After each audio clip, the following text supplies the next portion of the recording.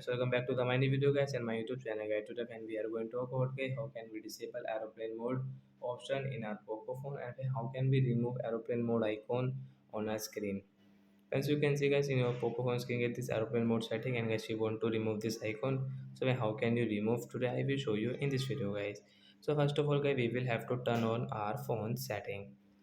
Open your phone setting and guys scroll it. Friends, you can see this type of setting in your Poco phone. So then you will have to click on guys your connection and sharing option guys. Tap here. Friends, you can see your aeroplane mode setting guys. You want to disable.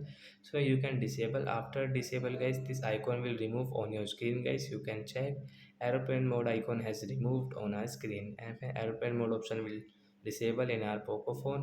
And then you can use guys your call setting and guys you can use your mobile data setting guys. So that's it guys, thanks for watching the video. Bye guys, we will meet on next video. Thanks for watching guys.